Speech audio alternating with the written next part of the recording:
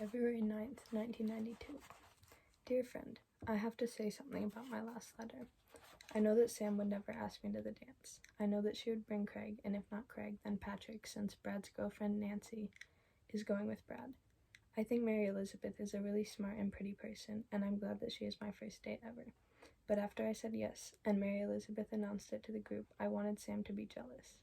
I know it's wrong to want something like that, but I really did. Sam wasn't jealous, though. To tell you the truth, I don't think she could have been happier about it, which was hard. She even told me how to treat a girl on a date, which was very interesting. She said that with a girl like Mary Elizabeth, you shouldn't tell her she looks pretty. You should tell her how she is nice and her outfit is nice because her outfit is her choice, whereas her face isn't. She also said that with some girls, you should do things like open car doors and buy flowers, but with Mary Elizabeth, especially since it's the Sadie Hawkins dance, I shouldn't do that.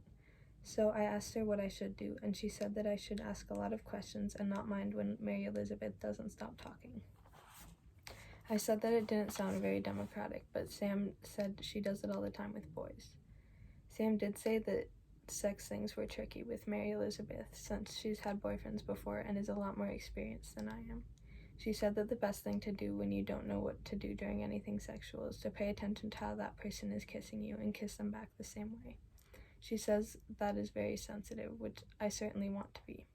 So I said, "Can you show me?" And she said, "Don't be smart." We talk to each other like that every now and then. It always makes her laugh. After Sam showed me a Zippo lighter trick, I asked her more about Mary Elizabeth. What if I don't want to do anything sexual with her? Just say you're not ready. Does that work? Sometimes. I wanted to ask Sam about the other side of sometimes, but I didn't want it to be too personal, and I didn't want to know deep down. I wish I could stop being in love with Sam. I really do. Love always, Charlie. February 15th, 1992. Dear friend, I don't feel very well because everything is messy. I did go to the dance, and I did tell Mary Elizabeth how nice her outfit was.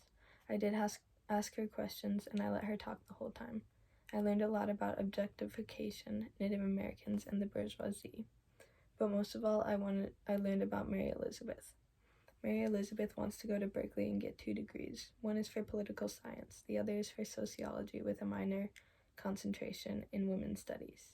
Mary Elizabeth hates high school and wants to explore lesbian relationships.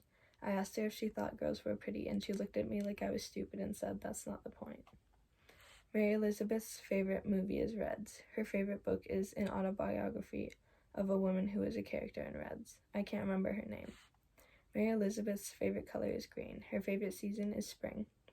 Her favorite ice cream flavor, she said she refuses to eat low-fat frozen yogurt on principle alone, is Cherry Garcia. Her favorite food is pizza, half mushrooms, half green peppers. Mary Elizabeth is a vegetarian, and she hates her parents. She is also fluent in Spanish. The only thing she asked me the whole time was whether or not I wanted to kiss her goodnight. When I said that I wasn't ready, she said she understood and told me what a great time she had. She said I was the most sensitive boy she'd ever met, which I didn't understand because really all I did was not interrupt her. Then she asked me if I wanted to go out again sometime, which Sam and I hadn't discussed.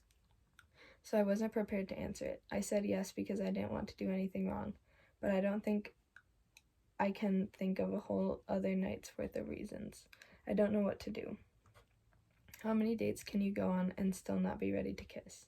I don't think I will ever be ready for Mary Elizabeth. I'll have to ask Sam about this.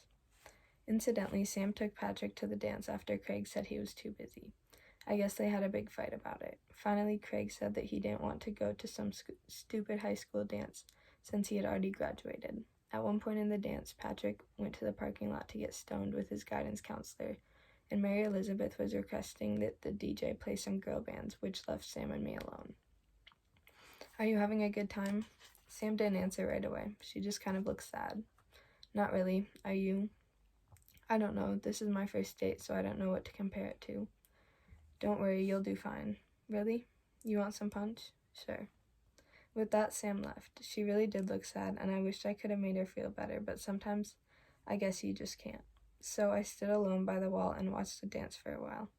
I would describe it to you, but I think it's the kind of thing where you have to be there or at least know the people. But then again, maybe you knew the same people when you went to your high school dances, if you know what I mean.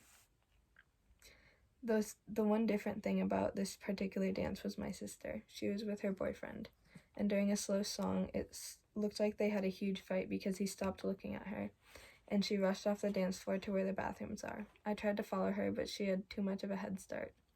She never came back to the dance, and her boyfriend eventually left. After Mary Elizabeth dropped me off, I went into the house and found my sister crying in the basement. This was a different kind of crying. It kind of frightened me. I talked very quiet and slow. "Are you okay?" "Leave me alone, Charlie." "No, really, what's wrong?" "You wouldn't understand." "I could try." That's a laugh. That's really a laugh. "Do you want me to wake up Mom and Dad then?" "No." "Well, maybe they could—" "Charlie, shut up, okay? Just shut up." That's when she really started crying. I didn't want to make her feel worse, so I turned to leave her alone. That's when my sister started hugging me. She didn't say anything. She just hugged me tight and wouldn't let go. So I hugged her back. It was weird too, because I've never hugged my sister. Not when she wasn't forced to anyway. After a while, she calmed down a bit and let go. She took a deep breath and brushed off the hair that was sticking to her face. That's when she told me she was pregnant. I would tell you about the rest of the night, but I honestly don't remember much about it. It's all very sad days. I do know that her boyfriend said it wasn't his baby, but my sister knew that it was. And I do know that he broke up with her right there at the dance. My sister hasn't told anybody else about it because she doesn't want it to get around. The only people who know are me, her, and him. I'm not allowed to tell anyone we know. Not anyone. Not ever. I told my sister that after a while she probably couldn't hide it, but she said she wouldn't let it go that far. Since she was 18, she didn't need Mom or Dad's permission.